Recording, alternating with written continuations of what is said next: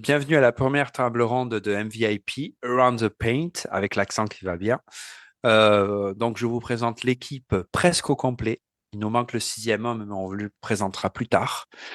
Donc, le but de cette table ronde, c'est de parler basket, de parler NBA pour cette fois-ci, mais d'autres sujets basket aussi, sur un thème pas trop chaud d'actualité parce que l'actualité très très chaude, eh bien, c'est pas notre truc en fait.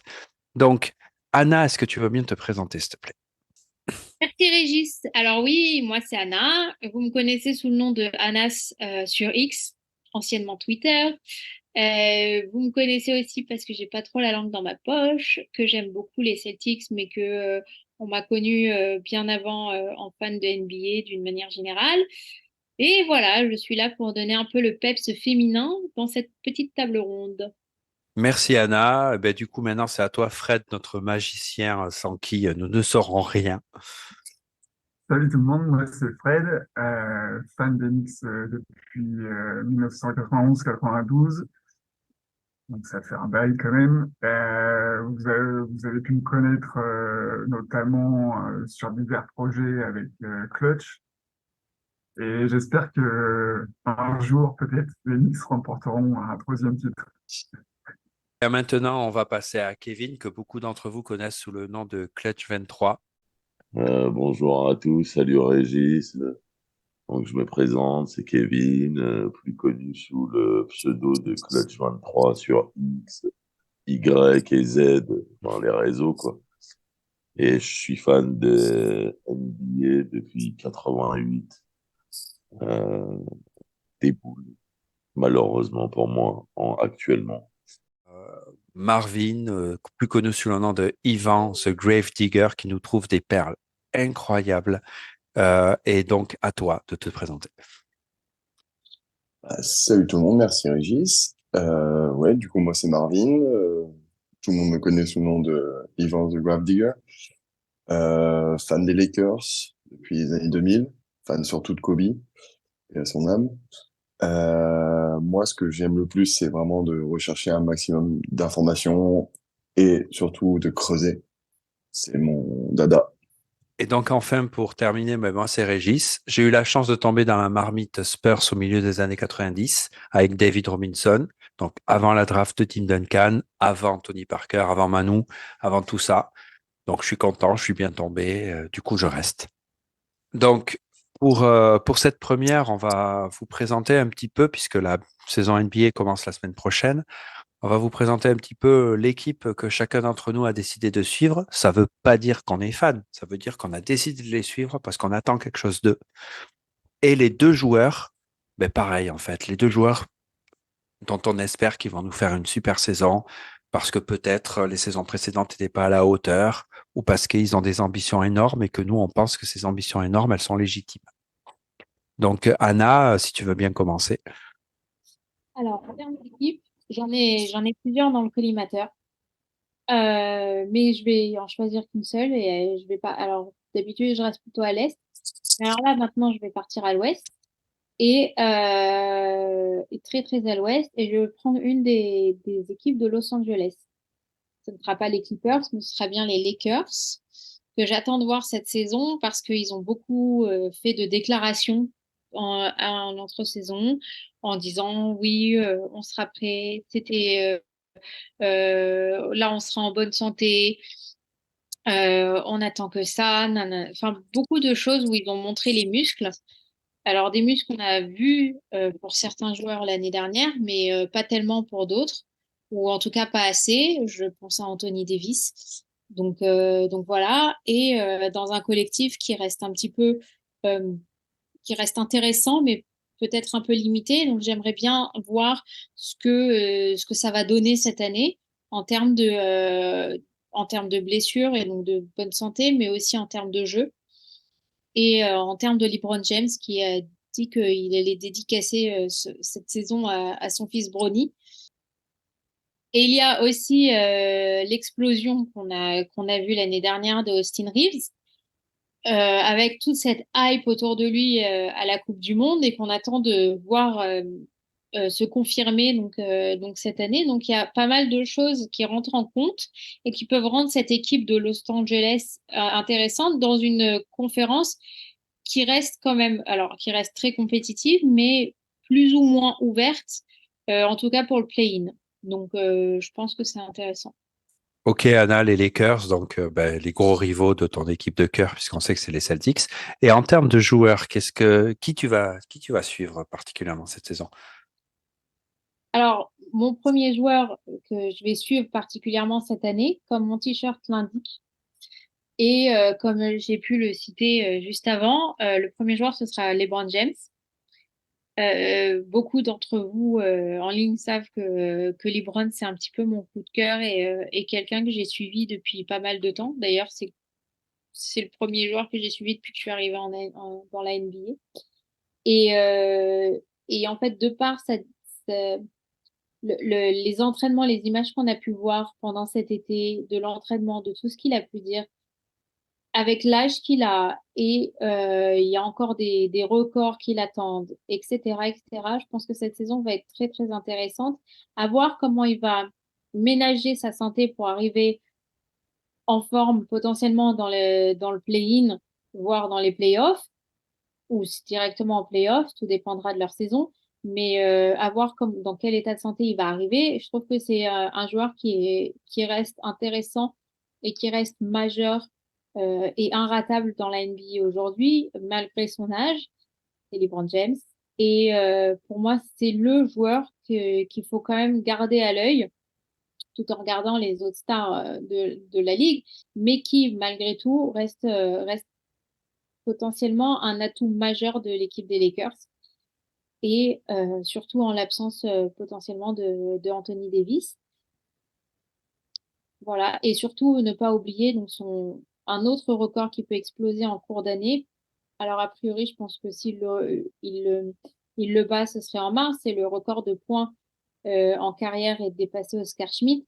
Je pense que ça aussi, c'est un milestone qu'il faut garder à l'œil. Alors, beaucoup vont dire que c'est des stats individuelles, etc. Et c'est pas si intéressant que ça. Mais finalement, ça reste quand même un symbole, encore une fois, de sa longévité, de sa stabilité en tant que joueur et en tant que joueur majeur. Donc, voilà, il y a plein de petites choses qui font que c'est le joueur que je vais surveiller cette année, pas comme toutes les années. Ok, LeBron, évidemment, mais de toute façon, tout fan de basket ne peut pas passer à côté de LeBron, c'est impossible. Mais tu as peut-être un deuxième joueur que tu vas suivre beaucoup cette année et dont les performances vont t'intéresser. Je vais choisir Yanis. Pourquoi? Parce que donc ça reste un joueur qui, ces dernières années, s'il n'a pas eu le trophée de MVP, est resté dans la course au MVP, dans le top 3 voire top 5 pour les plus critiques. C'est un joueur majeur qui a mis la pression à son management d'équipe pour avoir une équipe compétitive pour jouer le titre, ce qu'il a obtenu relativement rapidement avec l'arrivée de Damian Lillard. Donc j'attends de voir comment il va s'adapter déjà au jeu de Damian Lillard en termes défensifs, en termes de système de jeu. Je pense que c'est intéressant.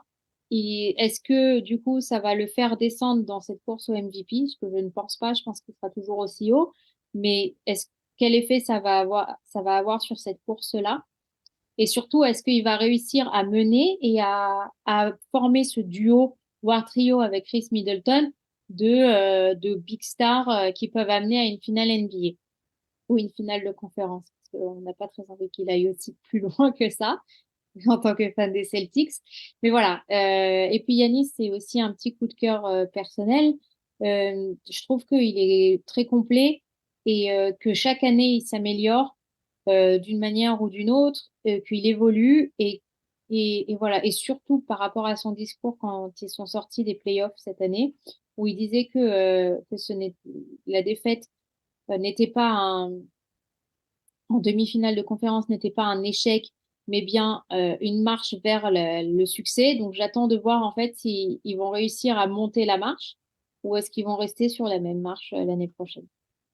Ben Fred, du coup, quelle est l'équipe que tu veux choisir et les deux joueurs que tu vas suivre particulièrement cette année parce que tu crois en eux et que tu penses qu'ils nous ont pas tout montré encore?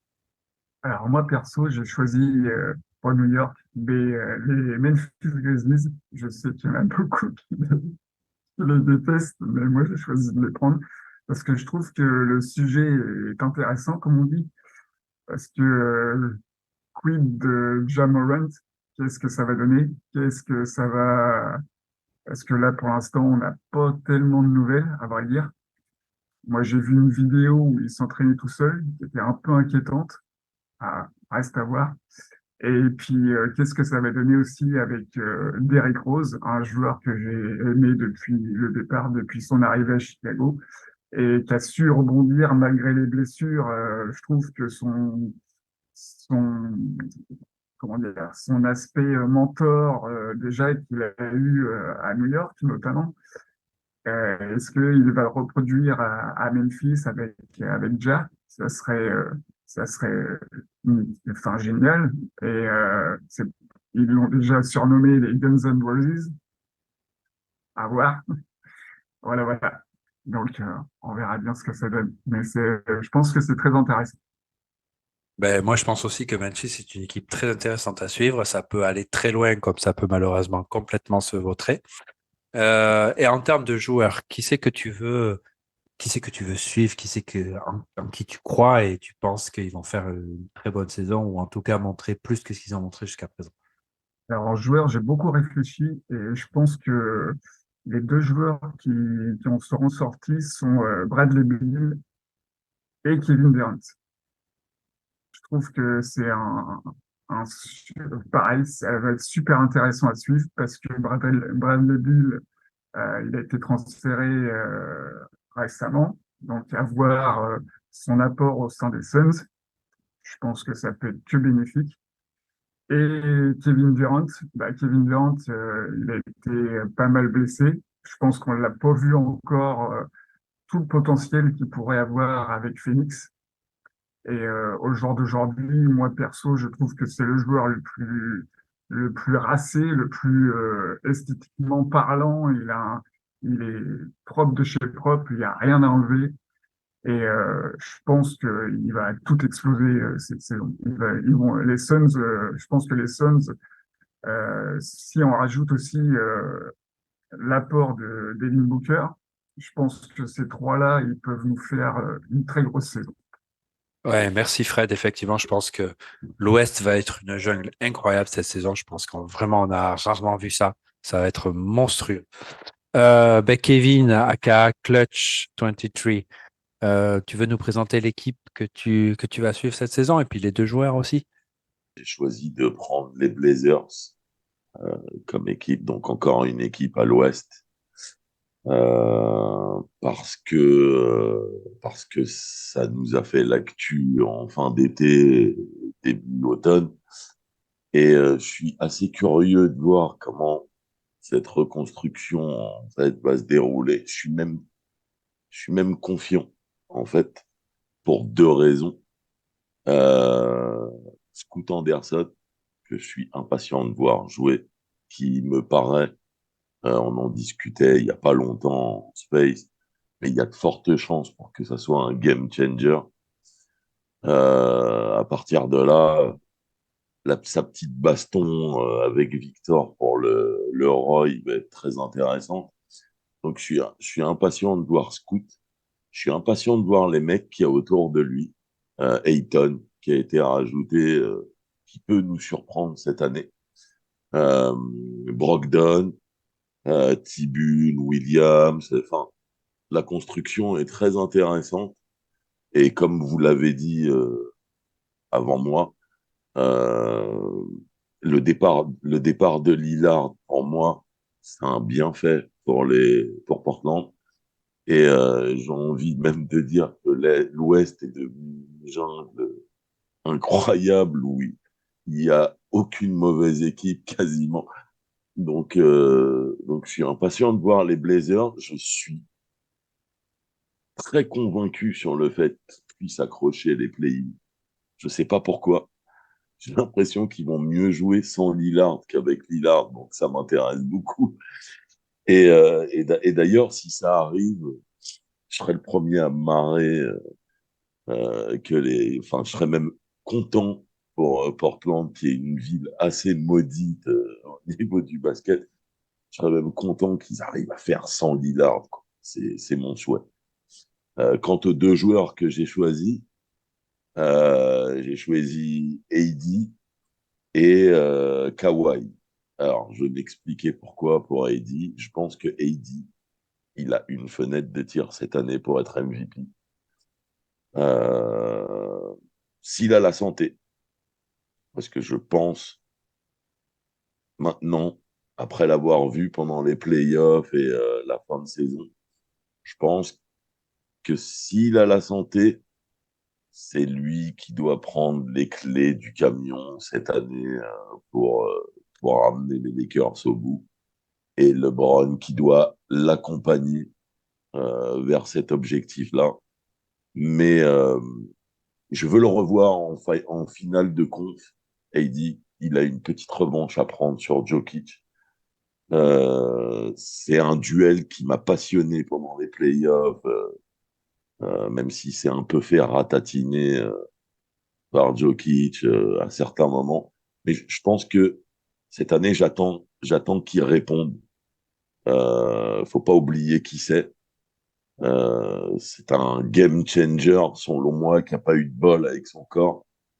Euh, mais s'il y a une saison où il est en forme, les gens peuvent s'inquiéter parce que les Lakers sont devenus une armada. Euh, Ils répondent présent à tous les postes, quasiment doublés sur chaque poste aussi. Donc voilà, j'attends Eddie vraiment au niveau où il devrait être depuis 3 saisons, c'est-à-dire à un niveau de MVP, ou en tout cas dans les trois pour la race au MVP, c'est sa place. Et pourquoi pas s'il peut glaner un Deepoy au passage aussi, sera bienvenu, puisqu'on oublie souvent, mais Eddie, ça défend bien dur et de manière constante.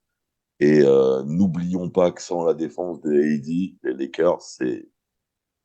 Voilà, quoi. Donc, il est important, donc je l'attends vraiment. J'ai beaucoup d'exigences à son niveau et j'espère qu'il va le faire. Et mon deuxième joueur, qui est Kawhi, qui a exactement le même souci qu'AD, mais en pire, c'est-à-dire les problèmes de santé. Ça fait 3 ans qu'on attend les Clippers. Ça fait 3 ans que les Clippers flopent. Euh, Kawhi, pour moi, c'est le Wadif avec le plus grand palmarès de l'histoire, au poste, en tout cas. C'est-à-dire qu'on parlera de lui, si ça s'arrêtait aujourd'hui, on parlerait de lui probablement comme un mec qui a fait la moitié des choses, alors qu'il a déjà une armoire pleine. Donc moi, ce que j'attends cette année, et ce qui me ferait bien marrer, c'est que les Clippers fassent une saison comme Toronto en 2019 et qu'ils aillent gagner le titre. Je veux que les Clippers gagnent un titre absolument pour finir avec cette histoire de club de losers, machin, tout. Je veux que toute l'équipe des Clippers soit OP, que Kawhi joue au moins 60 matchs dans la saison, tu vois, et qu'il aille ratatiner les Lakers en finale de con et qu'il aille manger le trognon des Celtics en finale NBA, qu'il fasse la danse à Tatum et que tout le monde dise regardez Kawhi, comment il est clutch, comment il est machin. Pour l'histoire, ça serait fantastique. Voilà ce que je veux. Ok, ben je te remercie bien, Kevin, ben de ton avis et puis surtout de m'avoir bien spoilé sur ce que je vais dire après. Donc, bon, c'est pas grave, ça arrive. Donc maintenant, c'est le tour de Marvin aka Yvan. Ben, on t'écoute par rapport à l'équipe que tu as choisie et puis les deux joueurs que tu veux voir performer cette saison. Alors, moi, j'ai choisi les Raptors, parce que les Raptors, je les suis depuis, même, enfin, j'avais arrêté de regarder la NBA de 2016 jusqu'à 2019, parce que Kobe, 2016, forcément. Et je suis revenu et j'ai vu cette équipe des Raptors avec Kawhi, etc., gagner le titre, comme disait Coach juste avant. Et depuis, ça s'est un peu essoufflé. Kawhi est parti, Pascal Siakam a repris un peu les rênes. Ils ont perdu Ibaka, ils ont perdu Gasol, ils ont perdu les, les joueurs cadres. Mais ils ont une jeune garde avec Scotty Barnes, avec OG Anunoby. Et en vrai, cette année, je m'attends vraiment à un renouveau. Déjà parce qu'ils ont changé de coach. Nick Nurse est parti. Ils ont Darko Rajakovic, qui est un entraîneur européen. Ce qu'il faut dire, c'est que c'est le deuxième entraîneur européen en NBA de l'histoire. Et lui, il a fait ses gammes en Europe. Après, il est arrivé, si je me souviens bien, en 2014 en tant qu'assistant coach. Il a fait ses gammes Thunder, Suns, Grizzlies. Et là, il arrive en mode, je vais mettre mes bases, mon jeu européen, avec des joueurs NBA, bien sûr, parce qu'il connaît bien toute la NBA, tout de même. Et je m'attends vraiment, depuis, en plus, ils ont récupéré Schroeder, qui est un très très bon meneur. Je vais en parler un peu plus parce que c'est le joueur que j'ai choisi. Parce que je veux rester Team Raptors jusqu'au bout. Euh, pour moi, ils ont une place. En vrai, les Raptors peuvent au moins finir dans le top 6. Je les vois pas plus haut. Parce qu'à l'Est, ça tabasse un peu. Mais pour moi, les Raptors peuvent faire au moins entre top 6 top 8. Top 8, en dessous de huitième, je pense que ce serait une déception. En vrai. Donc, du coup, mes joueurs que j'ai choisis, donc c'est Schroeder. Schroeder, quoi dire? Très bonne saison avec les Lakers, même s'il a pas trouvé forcément trop sa place. Il quitte, il va à la Coupe du Monde, il impose, il gagne, il fait... Schroeder FIBA, si on arrive à avoir Schroeder FIBA en NBA, je pense que les Raptors peuvent avoir vraiment un leader vocal, que ce soit défensif ou même en attaque. Après, faut voir avec Pascal si vraiment le fit peut fonctionner. Je pense que oui, parce que je pense que les pick and roll ou les pick and pop, ils vont être fatals. Avec un Scotty Barnes qui a pris de l'âge, et le Roy, qui est devenu ce qu'il est. En vrai, moi, j'attends vraiment. De toute façon, Schroeder, j'ai toujours adoré, et là, j'ai vraiment, vraiment envie de voir ce qu'il peut donner avec un entraîneur européen en plus. Donc, ça peut être vraiment pas mal. Et Pascal, du coup, mon deuxième joueur, Pascal Siakam, le Camerounais, peut-être qui représentera le Cameroun, pas comme son compatriote. En vrai, j'aimerais voir Pascal parce que c'est sa dernière année. Il n'a pas encore re-signé, là où on parle. On attendait tous le trade de Damien Lillard aux Raptors. On savait pas trop. Ça s'est pas fait. Masai a dit non. Et Pascal, faut qu'il se développe, qu'il passe un niveau, un cap de plus de All-Star. Faut qu'il soit une superstar. Parce que Pascal, ça fait 2, 3 ans qu'on voit en tant que All-Star, mais pas forcément une superstar comme peut être, je sais pas, Jason Tatum, qui est aussi une jeune superstar, ou Jamorant, ou comme ça.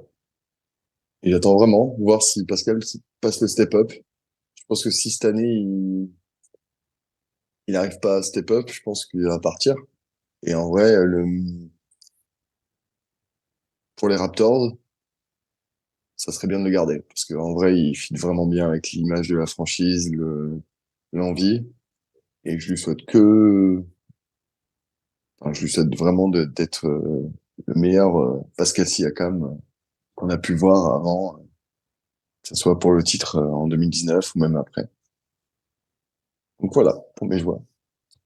Donc, Marvin nous a fait du full dinosaure, ce qui est logique pour quelqu'un qui a bien fouillé dans le passé. Donc on est cohérent. Donc je vais terminer avec l'équipe que j'ai choisie et les deux joueurs. Donc l'équipe, c'est les Clippers.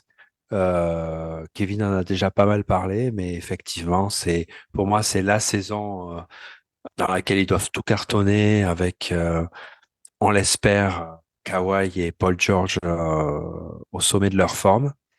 Alors moi, j'ai même un temps de passage pour eux. C'est-à-dire que j'estime que si la première moitié de saison, ils sont un peu blessés, ils sont un peu absents, c'est pas très grave. À partir du moment où, dans la deuxième moitié de saison, ils jouent, ils jouent au moins 35 des 40 derniers matchs, ils en gagnent 30, ils arrivent lancés dans les playoffs, et alors là, bonjour pour les arrêter. Alors moi, je souhaite pas forcément qu'ils soient champions, en vrai, je m'en fous un peu, mais je pense que s'ils arrivent dans cet état-là, ça va être compliqué de les arrêter. Kawhi, c'est un joueur fabuleux, on le sait tous. On sait ce qu'il a fait avec les Raptors, mais on sait aussi que c'est un mec qui peut péter une dynamique. C'est ce qu'il a fait avec les Spurs. Euh, c- donc, on sait pas ce qui va nous amener, mais on sait qu'il peut tout apporter. On sait qu'il peut tout apporter. Donc, on verra. Et Paul George a une immense intelligence, c'est qu'il sait qu'il n'est pas le patron. Et ça, c'est génial. Il n'y a pas beaucoup de joueurs qui sont capables de se rendre compte qu'ils sont pas les mâles alpha. Paul George, lui, il le sait. Et ça, ben, il n'y a pas mieux, en fait. Un mec qui sait qu'il est lieutenant, un mec qui sait parce que c'est un joueur fabuleux. C'est un joueur fabuleux, mais il sait qu'il sera toujours derrière Kawhi si Kawhi est en forme. Donc voilà, pour moi, les Clippers, ça peut aller au bout. Encore une fois, je le souhaite pas forcément. En vrai, je m'en fous un petit peu. Mais en tout cas, ils peuvent le faire.